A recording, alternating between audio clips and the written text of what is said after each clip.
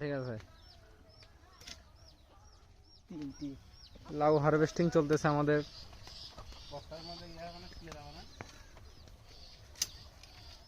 এগুলো কি দেশি জাতের লাউ? হ্যাঁ দেশি জাতের লাউ ভাই।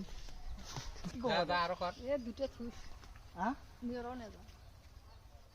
দুটো থাকে উপরে নম্বরটা কমা নাই ওটা খাই গেছে কি করবে?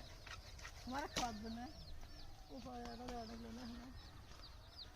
দুটো বাদে খালি দুটি এই তিনটে ঠিক আছে। তিনটি লাউ হারভেস্টিং চলতেছে আমাদের।